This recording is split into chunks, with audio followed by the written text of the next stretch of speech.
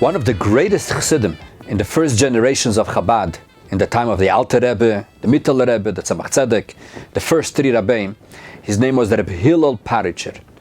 There are many, many unbelievable stories about Rabbi Hillel. Rabbi Hillel, they say that the Tzemach Tzedek, the third Rebbe, one time said that he has 2.5 chassidim. Because the one who's a half a chassid is Rabbi Hillel Paritcher, because he was also a half a Rebbe. He was on a very, very high level. And for example, one of the most famous stories about him is that before he came to Hasidus Chabad, before he came to the Alter Rebbe, he actually never saw the Alter Rebbe. That's another whole story. We're not going to get into that. But before he came to the Alter Rebbe, before he learned Tanya, he thought for sure that he's a tzaddik gomor, at the highest level possible. By bar mitzvah, he already knew Shas and Kisvei Harizal all by balpeh, by heart. And he thought that for sure he's reached the highest levels. However, he says that once he learned Tanya, he said, a tzaddik? Halevaya Beinoni. I wish I would be at least a Beinoni.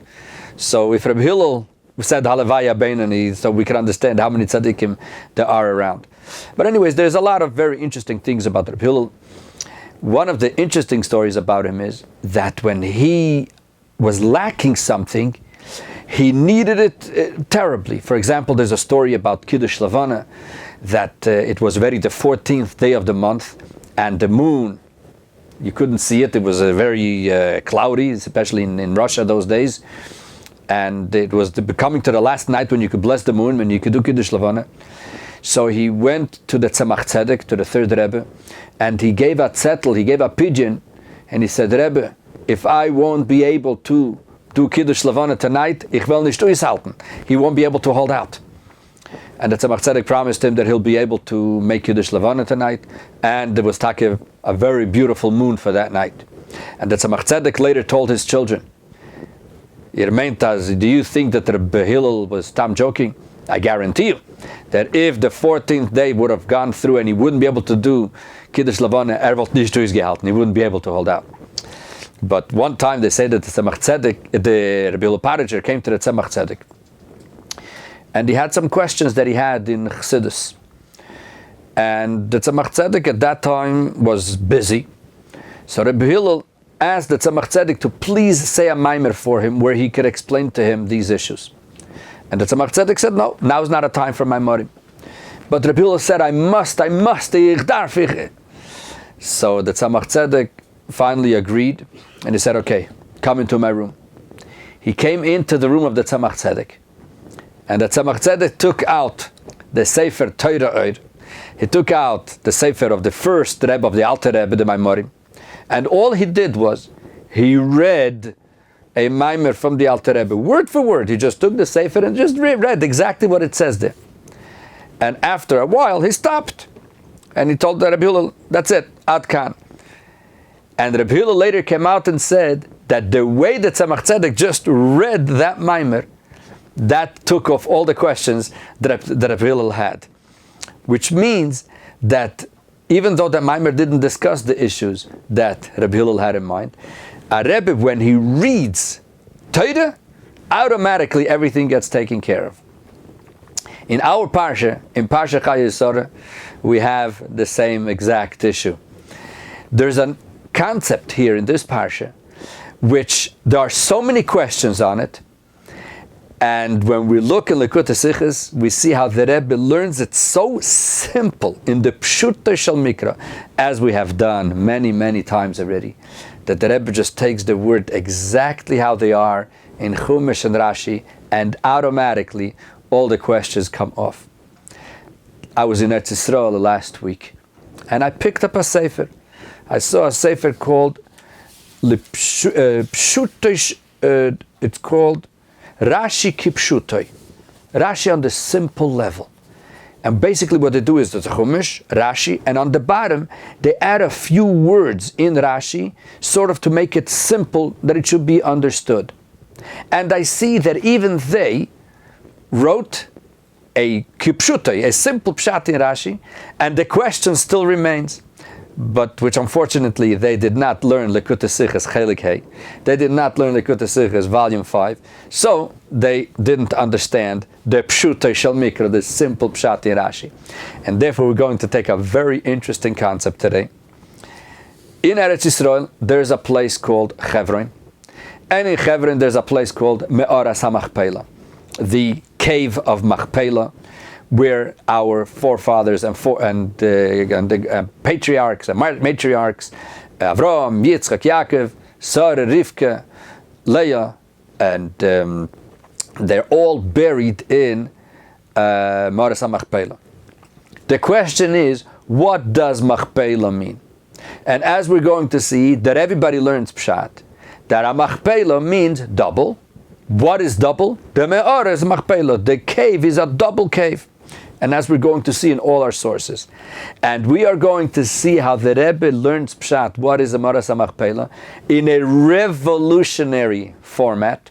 First, how the Rebbe goes in the Pshutei Shel Mikra, and we're going to see something phenomenal that is unbelievable. And then we're going to see how this also goes according to Kabbalah, and we're going to see what really Me'oras HaMachpelah is, and it's really going to be something fantastic. So, let's go into our sources. This is all taken from Likutei Sichos Chelik Hey, Volume 5, from pages 105 through page 111. And this is one of the typical Rashi Sichos of the Rebbe, one of the first ones that came out at that time. So let's go straight to our sources, go to source number 1. We're going to read a few psukim in the Parsha. Right in the beginning, what was the story with Avraham Avinu, how he got the Me'oras HaMachpelah. So source number 1, the beginning of the Parsha, Perik Chav Gimel, Parsha Chayei Sarah, Pasuk Aleph. Says the Torah, Vayiyu Chayei Sarah, and the life of Sarah, how old was she when she passed away? Me'ah Shana, Ve'esrim Shana, Ve'sheva Shanim, Shnei Chayei Sarah. Sarah lived for 127 years. Pasuk Beis, Vatamos Sarah beKiryas Arba. Sarah passed away in the city called Kiryas Arba, that we will discuss soon. He Chevron, she is also called Chevron. Which country? Be'eretz Canaan, in the country of Canaan. Vayavay Avram, so Avram Avinu came, Lisped LeSarah V'Livkosa, to eulogize Sarah and to cry for her. Pasuk Gimel, Vayakam Avram me'al pnei meisei. Avram Avinu got up from his death, in other words, from taking care of Sarah. Vaydaber el bnei Ches leimer, and he spoke to the children of Ches, and he said as follows. Pasuk Dalid, Geir v'soishav anochi imachem. I am a foreigner and also a resident here with you. I'm not going to go now through all the details. I want to get to the point of Me'oras HaMachpelah here. And therefore he said, since I am a foreigner here, Tnuli achuzas kever imachem, give me a place where to bury over here amongst you, ve'ekberas meisi milfanai, and I should be able to bury my dead from me, which is, in other words, I should be able to bury Sarah. Pasuk Hey, Vayanu bnei Ches es Avram leimer loi. So the children of Ches responded to Avram Avinu, and they said as follows. Pasuk Vav, Shmoeinu Adoni, listen to us, our master. Nesi Elokim ato b'seichenu. You are a prince amongst us. B'mivchar kvareinu kveres mesecha. Choose any place where you want to bury amongst our land. Take it to bury your dead person. Ish mimenu, anybody around here, es kivra leyichle mimcha mikver mesecha. Nobody will hold back any piece of land from you. You choose. Pasuk Zayin. Vayakam Avram, and Avram Avinu heard this, he got up, vayishtachu lam'oretz l'bnei Ches, and he bowed down to the bnei Ches. Pasuk Ches, vaydaber item leimer, so he told them as follows: Im yesh es nafshechem likber es meisi milafanai.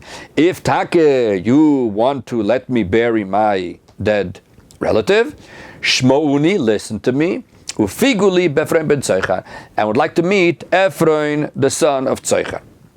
Pasuk Tes, Veyitenli, and he should give me es me'oras HaMachpelah asher loi, the cave of Machpelah which he has, asher b'ktzei sadehi, which is at the end of the border of his field, of his land. But I don't want him to give it to me as a present. He should give it me for the full price. There's a beautiful sikha from the Rebbe on this whole thing of what's the concept of full price. But the bottom line is, What does he want from Ephraim? Me'ara samachpela. Everyone knows what that is. That is the place of Hebron where Avraham, Yitzchak, and Yaakov are all buried there. What does machpela mean? What is this word double? Source number 2 says Rashi. Look in Rashi on the pasuk. Ha-machpela bayis ve'aliyah al gabav. The reason why it's called double, and that's how most of the Mefarshim learn, because it's like a house with a second floor. In other words, this wasn't a one cave, it was a double cave. How was it double? There was one cave, and on top, another one. Just like a house with a second floor. Davar acher, another reason, says Rashi, why is it called machpela? Why is it called double? Shekfula bezugos, because it is double in couples. It has place for a few couples. In other words, Rashi gives us 2 reasons why it's called machpela, why it's called double. One is because it's a double cave, one on top of the other. And the second reason, because it was placed for double for couples. This is what it says. Let's analyze this Rashi. Let's take the first opinion that Rashi brings. The first thing is that there was a cave on top of the other. Where does Rashi take this from? Look at source number 3. Source number 3 is from a Gemara in Eruvin, Daf Nun Gimel Amud Aleph. The Gemara says like this: Me'ara samachpela. What is this Me'ara samachpela? Says the Gemara, Rav u'Shmuel. There is a dispute between Rav and Shmuel. Chadomar, one says, Shnei batim ze lifnim mize. It was 2 houses, one inside the other. V'chadomar, one says, Bayis ve'ali al gabov. One says there was a house with a second floor on top. In other words, the way people read this in the simple level, that the cave was double. The question is, how was it double? Was it double because there was an outer cave and an inside cave, or because there was one cave on the bottom and another cave on the top? Therefore, Rashi picks the second opinion in the Gemara, Bayis ve'ali al gabo, that it was one on top of the other. This is what it seems like that is happening. But if that is the case, number one, where does Rashi take this from? Why does he choose to say that why is the Me'ara called double? Because there's one on top of the other. Maybe it's one inside the other. We see that there's 2 opinions in the Gemara. Not only that, in the simple pshat of the pasuk, in the simple pasuk, what would you say? What would you call a cave which is double? One on top of the other or one inside the other? Normally, if it's one inside the other, I could say there's one cave and there's another one inside. I could call it one cave. When there's one and one on top, those are 2 caves. It's not one cave. You can't call it a double cave if one is on top of the other. In Pshuta Shlomik, in the simple pshat, that one is inside the other, that makes a lot more sense when you want to call it a double cave, singular. So the question is, why does Rashi pick the pshat, the explanation which is further from the simple pshat, and he picks the other one? That's number 1. Number 2, the Rashi says that this is bayis, a house, ve'aliyah al gabav, and a second floor on top. Bayis, a house, is something above the ground. Me'ara, a cave, is something in the ground. Why does Rashi bring a mashal from something which is an opposite to what he's trying to bring the mashal, the example to? Not only that, Rashi should have at least said kemui, just like a house and a second floor. Rashi doesn't do that. Rashi just says a house and a second floor. Why? Why does he do that? Not only that, when we look in the, like I mentioned before, in the Sefer Rashi Kipshutoy, Hitaka says it like this. Look in source number 4. Machpela, what is it? Me'ara kfula, a double cave. What does it mean? Sheyeshla ke'ein bayis milamato. It's as if it has a house on the bottom, ve'aliyah, a komalyon, a second floor on the top. Right? So which means that according to the kipshuto, the simple, what Rashi is giving is a mashal. It's an example from a house that has a second floor. So why doesn't Rashi say, kemoi bayis ve'aliyah al gabav? Just like a house. Why doesn't he do that? Why does he say a house with a second floor? Let's look at the source number 5. Let's see in the Art Scroll Chumash. The Art Scroll Chumash says as follows, and I'm quoting. Look at source number 5. It was so called. Why was it called Machpela? Because it contained an upper and a lower story. The Me'ara, the cave, had 2 floors. Even Ezra maintains that it was so called because it was a double cave, one within the other. The Abarbanel understands Even Ezra to agree with Rashi that the cave consisted of double stories. That according to the way the art scroll explained it, the way they understand the Abarbanel, why was the Me'aras HaMachpelah called double? Because the cave contained 2 stories. But if that's the case, why does Rashi say house? Why doesn't he just say a Me'ara al Gabe Me'ara, a cave on top of another cave? And especially when we look in the Abarbanel says, look at source number 6. Vehina nikras kain. Why is this me'ara called machpelah? Mipnei shehoyo bayis v'ali al gabo, because it was a house and a second floor on top. Kedivre Rashi, like Rashi says. So on the Abarbanel also the same question. Why doesn't he say that it was like a house with a second floor? And soon we will see what the pshat is in the Abarbanel, which is not exactly how it's brought here in the art scroll. So that's as far as the first pshat in Rashi. As we said, the first pshat in Rashi is that it was one like a house with a second floor on top, and we have all these questions that l'chayre it doesn't make sense. Second pshat in Rashi is that kfula bezugas. It's called double because it had couples. Go to number 7. This is the source number 7. This is the Rashi. Davaracher shekfula bezugas. It has doubles. Now Rashi here doesn't have to explain who are these couples because he already did before. This is Pasuk Tes. In Pasuk Beis, previously already explained it. Look at source number 8. In the second Pasuk it says that Tzara passed away in Kiryas Arba, says Rashi. Why is Hebron called Kiryas Arba, the city of the 4? Says Rashi, Dovar Acher, Al Shem Arba Zugos, Shenik Berusham Ish Ve'ishtoi. It's called 4 because there are 4 couples that are buried, their husband and wife. Who are they? Adam ve'Chava, Avraham ve'Sara, Yitzchak ve'Rivka, Yaakov ve'Leah. These are the 4 that are buried over there. L'chayre comes a very big question here. You're telling me why is Me'aras HaMachpelah called the double cave? Because it had couples there. Wait a minute. That will not fly here. Farvas nicht. Why not? Very simple. When the Torah calls Hebron Kiryas Arba, the city of the 4, who says that it's called Kiryas Arba? The Eibishter in the Torah. Why? Because the Eibishter knows already who is buried there before, who is going to be buried after. Adam and Chava were buried there before. Avram and Sarah, Yitzchak and Rivka, Leah and the Yankov are going to be buried later. That's fine. No problem. But that Avram Avinu went over to Ephraim and he told him, I want to buy Me'aras HaMachpelah from you, the cave which has double places. Why? Because there's places for couples. Adam and Chava, and Avram and Sarah, etc. Ephraim is going to say, what? Adam is buried here in Me'aras HaMachpelah? I didn't know that. I won't sell it for $1 billion. There's nothing to discuss. Here he even asked for a big price, 400 shekel kesef over l'seicher, as it says later in the pasuk. Okay, why? Because he knew he could get a lot of money out of Avraham Avinu. But had he known that Adam and Chava are buried there, there's no way that Ephraim would have ever sold this piece of land to Avraham Avinu. Not only that, Avraham Avinu, when he asked for the place, what did he say? Asher biktzei sadeyo. I want the one which is in the border of his land. Why did he say that? Because he wanted to make that it's a cheap thing. He just needs that little cave. So how can Rashi tell us that the reason why Avraham Avinu said he wants Me'aras HaMachpelah, because it's kfula bezuga, is because it has all those couples in there? It just doesn't match with what he was trying to tell Ephraim, and there's no way Ephraim would have ever sold it to him. So we have to understand what is this that Rashi says kfula bezuga is, that it has place for couples. What is he talking about over here? Then comes the classic question that we always discuss whenever Rashi brings two Pirushim.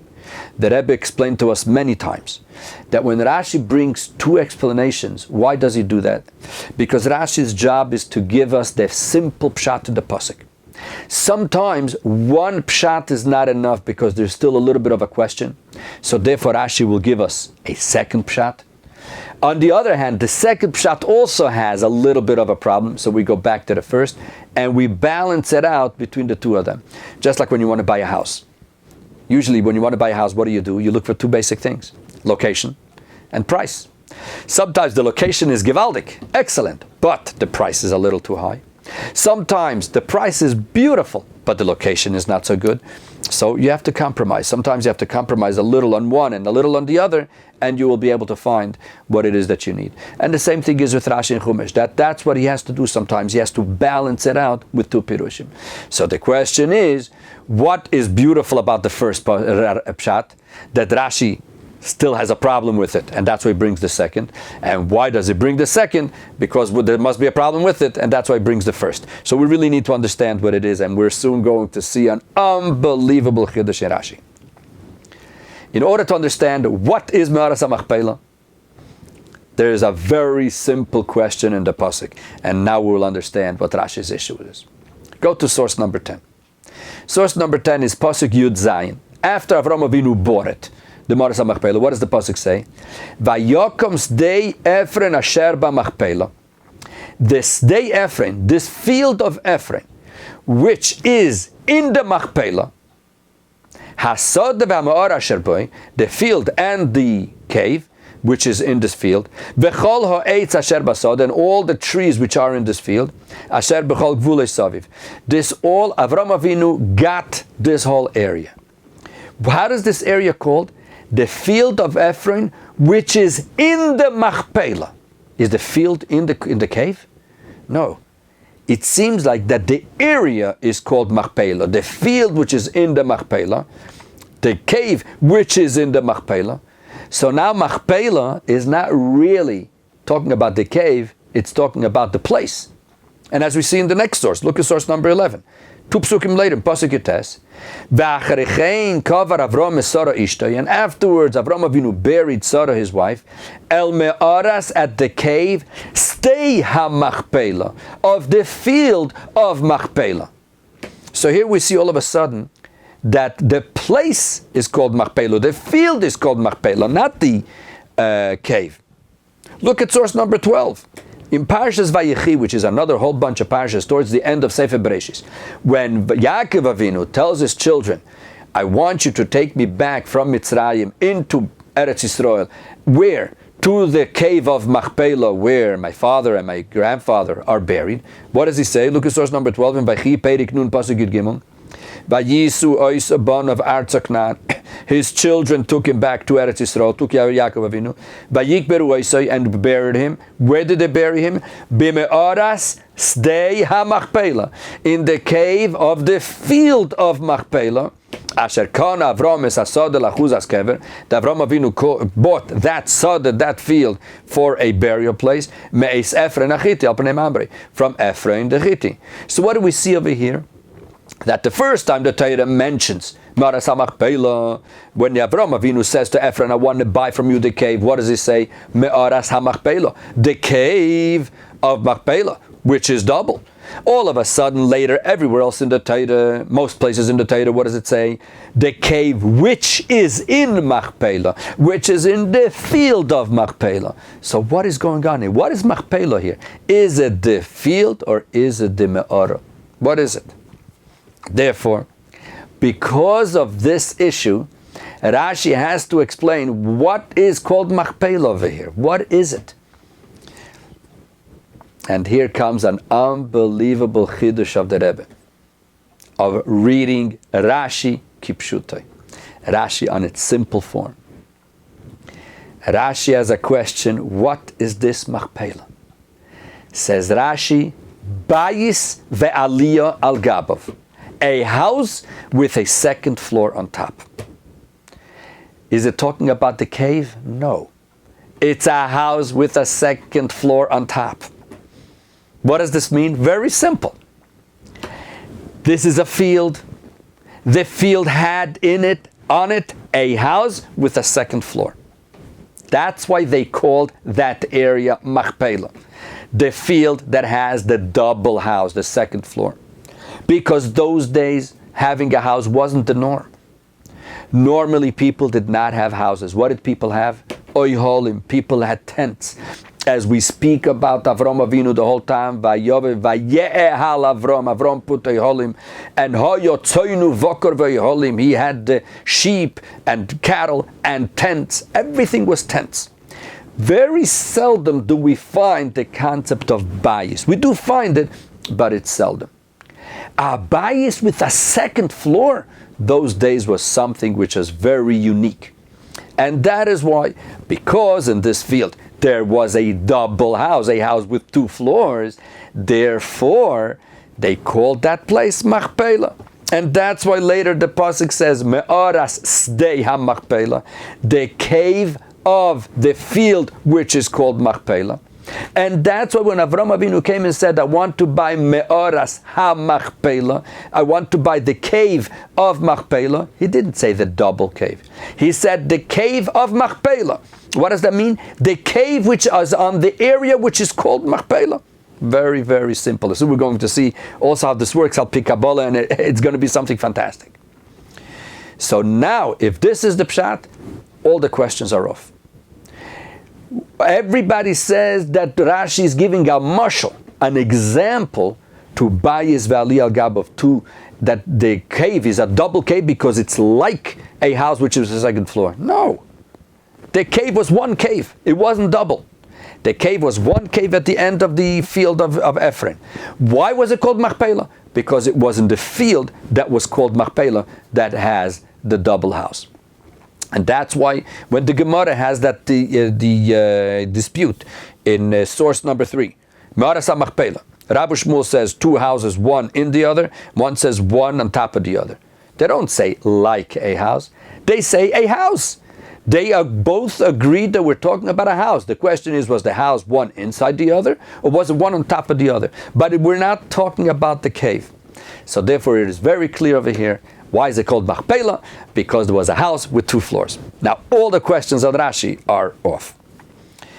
And therefore, as we said before, to say that the reason why it was called Machpelah was double, because one is inside the other, that also is very hard to say, because Avram Avinu was trying to, he said that it's at the end of his field.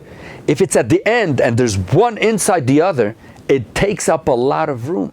He was trying to show that it doesn't take up so much room, it's just at the end of it there. So therefore there is no question that according to Rashi, why is it called Me'aras HaMachpelah? Because the field was called Machpelah because there was a house with a second floor. And now all questions are off. This is the first pshat that Rashi says. However, Rashi has a little bit of a problem with this. What is his problem? The problem is that Avram Avinu didn't just say, V'yitin li es Me'aras HaMachpelah, let him give me the Me'aras HaMachpelah. He gave 2 reasons. He gave 2 simonim, 2 indications. One is Me'aras HaMachpelah, as you can see in source number 1. And the second thing is Asher B'Ktzei Sodei, which is at the end of his field. Why is he giving 2 indications? Because, explains Rashi, that Avram Avinu over here had another reason why. It wasn't just because it's on that area that has the double house. He's explaining why he wants to have dafke that me'ora. Why does he want to have that cave? The answer is because kfula bezuges, because there's places for 2. He doesn't want to buy just for Sarah. He wants to buy also for himself. That is why you see, look at source number 13, in Pasuk Dalet, he says, Tnuli achuzas kever imochem, give me a place where I could bury, says Rashi, achuzas karka lebeis hakvarois, that he wants a place where he could bury several people. So therefore he says, Me'aras HaMachpelah, because it has place also for couples. The problem though that Rashi has with this to say that he meant to say couples, that's why he called it Me'aras HaMachpelah, is because he comes first to Ephraim and he's asking a favor, please give me a piece of land where I could bury my Mesi, my dead person, which is Sarah. And Ephraim says, Kveir Mesecho, bury your dead person, which is all singular. And all of a sudden he comes and asks for 8 places. Hey, wait a minute, what's going on over here? So therefore says Rashi, the first pshat, no, the Me'aras HaMachpelah, why is it called Machpelah? Because there is a house with 2 floors. That's why it's called Machpelah. We can also say because it has couples. But the real reason why he called it Me'aras HaMachpelah, because that area is called Machpelah because of the 2 houses. So, everything clear so far? Beautiful, seems. Comes the Rebbe and says, wait a minute. Rashi is definitely out to tell us something unbelievable over here about Me'oras HaMachpelah. So now bear with me, and we're going to learn 2-3 pieces, and we're going to see how this Rashi not only is saying something fantastic, but the main question that always the Rebbe wants to show is that in Rashi there's also not only Pshuta Shel Mikra, there's also Kabbalah and the esoteric part of Torah, but more important, what do we learn from this? What a difference does it make to us that Avraham Avinu buried Sarah in Me'oras HaMachpelah, and it's called double because there was a house over there, because there's couples. There must be something to it over here, and we're going to see something fantastic. So, let's go to source number 14. This is a piece from the Zohar. The Zohar has a very simple question. The Zohar says, why are we calling the cave Machpelah, double? In Hebrew, the word shouldn't be Machpelah. In Hebrew, you're supposed to say Me'ara Kfula, doubled. What kind of word is this? Ha-Machpelah. There must be something here with this word Machpelah, with this double. Let's look at the Zohar. The Zohar, this is Chayei in our Parsha, page Kuf Tes, page Aleph, and he says as follows: Sdei ha-Machpelah vaday v'lo sode kofel. The word is Machpelah and not kofel, double. What is take, the secret behind this word ha-Machpelah? Says the Zohar, Sode ha-Machpelah vaday. The name is Machpelah. Why?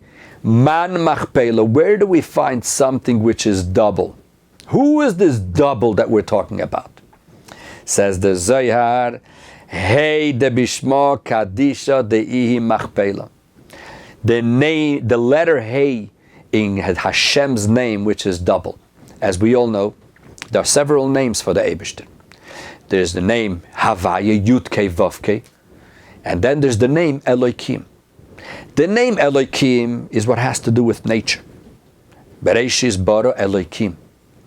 Havaya, when we say Baruch Ato Hashem, then Elokeinu melech ha'olam. But when we talk directly to the Eibishter, what do we say? Hashem, that's Yud Kei Vav Kei. That's a name which is above nature, above the worlds. On the highest levels are called Yud Kei Vav Kei, Havaya, as we discussed many times. We find something very interesting, this name Havaya. We have Yud Kei Vav Kei. We have the 4 letters. And we see that there's 2 Heys in there. The Yud Kei Vav Kei, 2 Heys. Oh, says the Zohar. Look at source number 14. Hey de bishma kadisha di Machpelah. The Hey in the holy name of the Eibishter, and that is what is doubled. And that's why Vikula Kaima Kechad. And both are really standing for one issue, as we're going to see in a minute.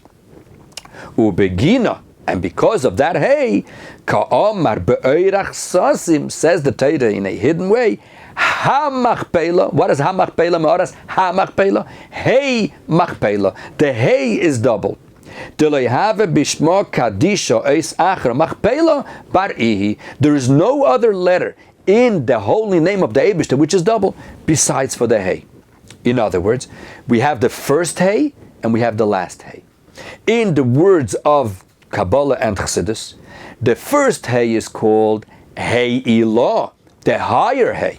The second one is called Hey Tata, the lower Hey. If you look at source number 14, you see I wrote the name of the Eibishter, Yud Kei Vav Kei. Yud Kei Vav Kei. The letters on top of the other, like a ladder. You see that there's one Hey which is above, and there's one Hey which is below. So the Hey above is called Hey Ilah, the higher Hey. The Hey below is called the lower Hey. But the bottom line is, what is Ha-Machpelah? Hey Machpelah, the double Hey, which is in Hashem's name. What does this mean? Let's continue. Go to source number 16.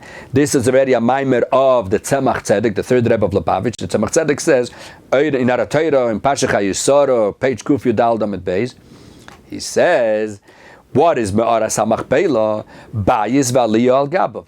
A house with a second floor on top.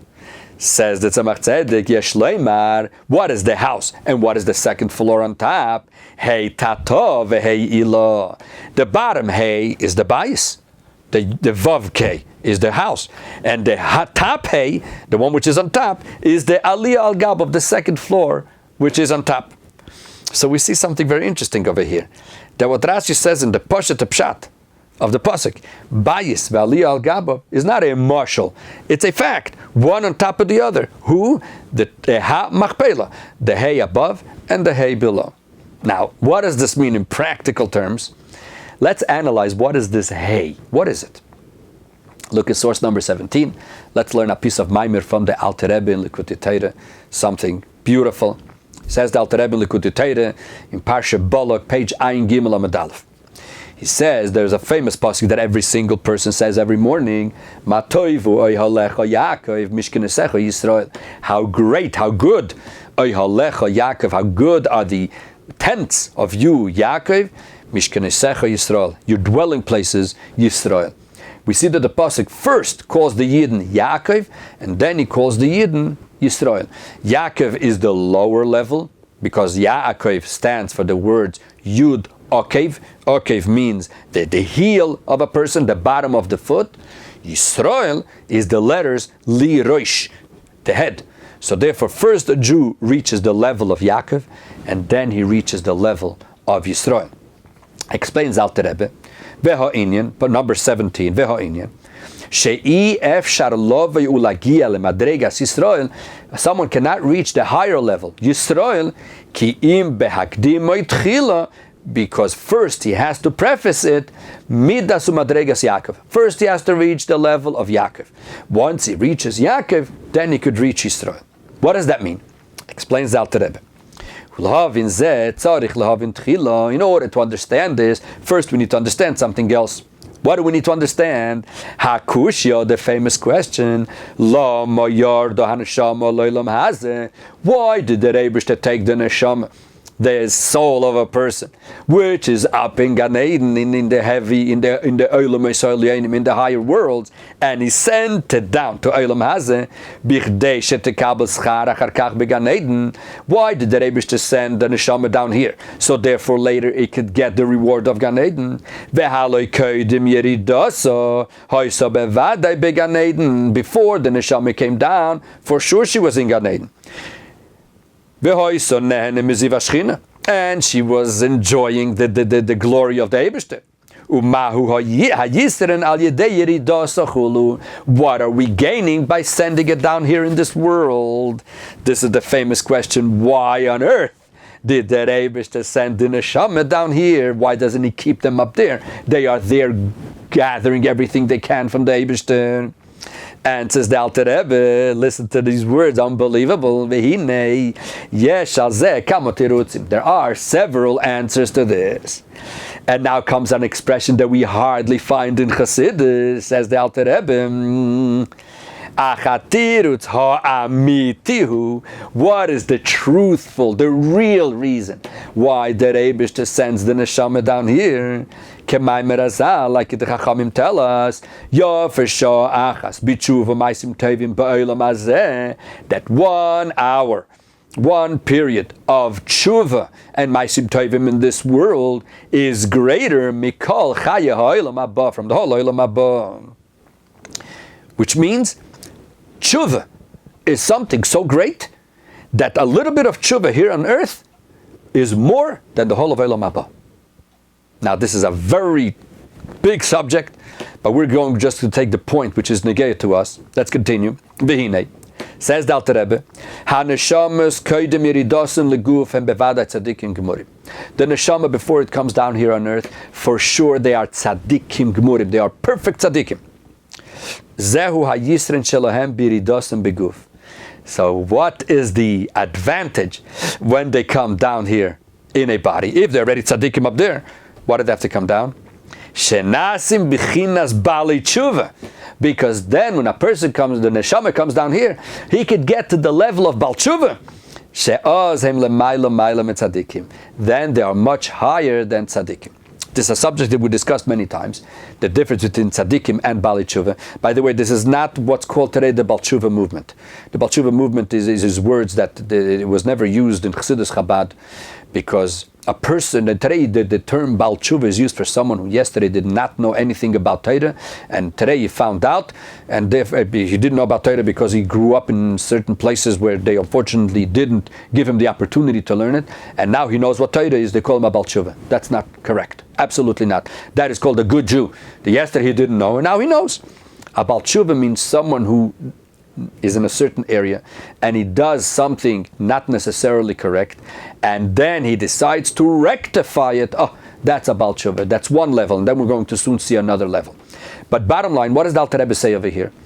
That neshama, when it's up there in Gan Eden, it's a tzaddik gomer. Perfect, everything is fine. The Rebbe sends it down in this world. Why? To get that neshama into a higher level. How? By doing tshuva. A very simple example to this, if I may. When somebody wants to take a big jump, he stands in a certain place and he takes a big jump. He could jump a couple of feet. But if he wants to jump further than that, there's another solution how to do that. He goes back a few steps.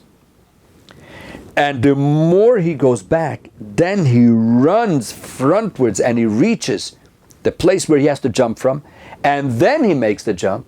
It's going to be a much farther jump than if he would have not taken this steps back. So someone looking at it, and he doesn't understand what's going on over here. Why is this guy retreating? Why is he withdrawing? Why is he going back? He should be going frontwards. And the answer is, this is how the Rebbe created things. That if you want certain things to go frontwards, sometimes you have to go back a little, and then you'll be able to make a bigger jump. And the same thing is here.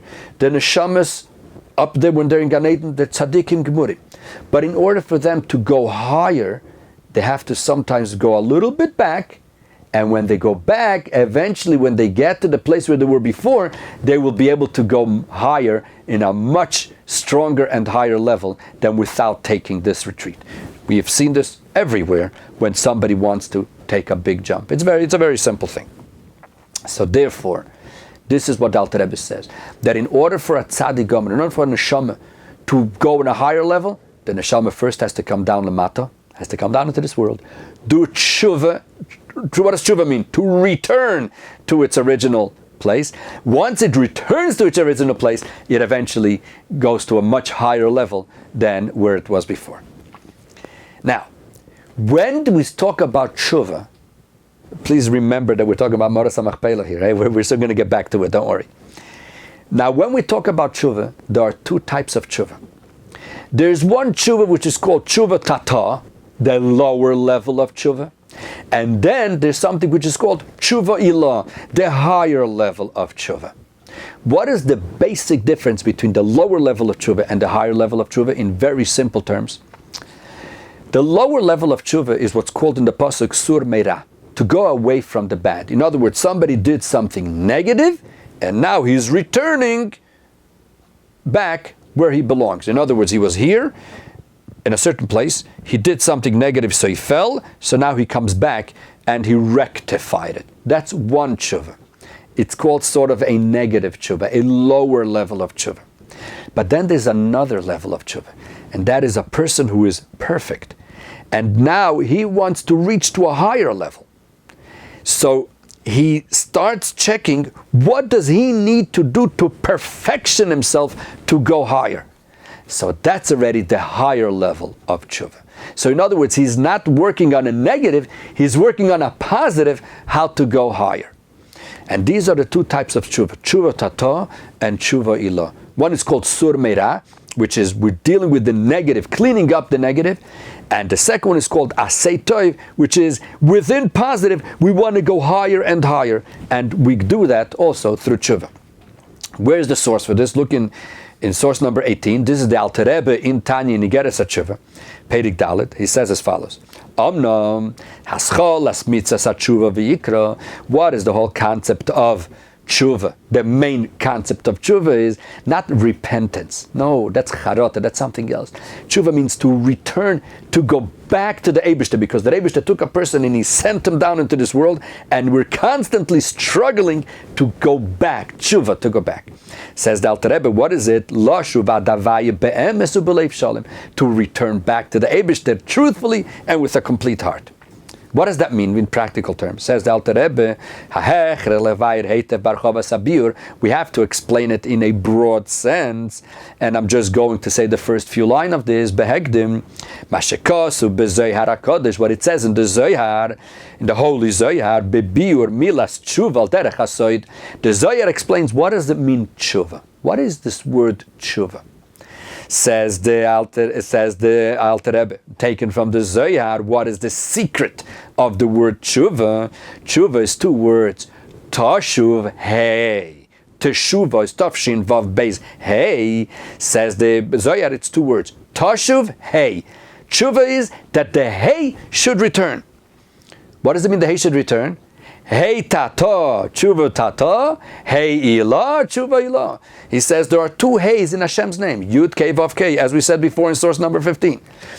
Yud, Kei, which means it starts from a Yud and it falls down to a hey, and then there's a Vav and it falls down to a hey. And we have to bring back the hey to its source. The bottom hey should go back to the Vav, and the top hey should go back to the Yud. This is the return. The Yud Kei Vav Kei is sort of a metaphor to the Neshama coming down and the Shama going back up. Just like the hey falls down, the Yud into the hey, the Vav into the hey, and the hey's got to go back up. This is what tshuva is. Let's bring back the hey. So what is the idea of tshuva? Bring back the hay, bring back the neshama back to its source. Oh, so now we see something very interesting. When is the final point of tshuva? When does a person finally finish the tshuva? When the hay comes back to its source, when is that? The Eibishter takes a neshama, he sends it down into this world. When the person finishes its work here on earth, what happens? The neshama goes back. Where does the neshama go back? To a higher level. So that's what it is. Tshuva is when a person finishes his work here on Olam Hazeh. A person is sent down to finish all his work. When he finishes everything, that's called tshuva at its best. And this is what the pasuk says. That Sarah lived for 127 years and she finished her job perfectly. And she basically represents how a person should be, that he should finish his job properly. What happened to Sarah? Vatam Sarah bekiryas arba. Sarah died where? In Kiryas Arba. What is Kiryas Arba? Arba, the four. The four is the body is put together of four elements. Eish, Ruach, Maim, Ofer. The fire, the water, and the wind, and earth. Now, when the neshama goes back, what happens to the four? They disintegrate. And it says, Bekiryas Arba, he Chevron, she is Chevron. What does Chevron mean? Chevron means from the word Chibur, connected. While the neshama is in the body, all these four elements are connected. The body is standing together. The body is full. The moment the neshama goes out, what happens? The body disintegrates. It's no more. They are no longer connected. So this is what happens. When a person finishes his job, where does he finish his job? Be'eretz Canaan. What does Eretz Canaan mean? The land of Canaan. Canaan is the translation of the word Canaan means a soicher, a business. So a person comes down into this world to do business. What's the business? The tshuva that he does. So therefore, what happens at the end? Where does he get put? In Me'aras HaMachpelah. What's HaMachpelah? Hey Machpelah. The hey, the double hey, which shows on tshuva tata and tshuva ilah. The two types of tshuva, which a person is supposed to do when he is here on earth. So when a person does the complete tshuva, what happens? He goes back to his original source. That's why Ma'aras HaMachpelah is called Hey Machpelah. What is the double? The house with the two floors. The bottom one is the bottom Hey, the Vav K, and the top one is the Yud-K. And this is why the Me'ora is called Ha-Machpelah, because it's a house with a second floor. It's the Yud-K and the Vav-K. What we do is, at the end of someone's life, the Hey goes back, the other Hey goes back, and they all go back to their original source. And that is why Rashi says, what is Me'oras HaMachpelah? Hey Machpelah. It's a bayis v'ali al gabo. It represents the name Yud-K, Vav-K, the two floors, the Tshuva Tata and Tshuva Ilah. That is the concept of why a neshama is sent down here to do the complete concept of Tshuva, and this way when the neshama comes back up there, he'll be able to go in a much, much higher level. So this is the first Pshat Rashi, that HaMachpelah is bayis v'ali al gabo, a house with a second floor. But now comes another deeper thing, says Rashi, kfula bezugos, that there's couples. Why is that? Go to source number 19 in Likutei Torah at the end of Parsha Balak. The Alter Rebbe over there says that although we said that there's two types of tshuva, tshuva tata and tshuva ilah, the lower level of tshuva and the higher level of tshuva, but each one of them has two roads. It's a two-way road, each one. What is the concept of tshuva? That a person was in one place, he went away from there, and now he's coming back. So there's two ways. And so the tshuva tata has two ways, where the person started, went down and came back. And tshuva ilah also. The person goes down in order to go to a higher level. So that's why it's called kefula bezugos, because each one of the tshuva has those two roads. Look at number 19, Likutei Torah at the end of Parsha Balak. Yesh ha'ala vehamshacha. In tshuva you have going up and coming down. B'meila yesh dalet pchinas b'tshuva shnei zugos. That's why we have four levels in tshuva: the going and the coming, the one way and the other way. So that's why Rashi says that this whole tshuva is done in a ways of couple. I know this last part was a little bit tough, but the bottom line in a one-liner, very, very simple, just to recapitulate, the concept over here is the pasuk is not telling us a story.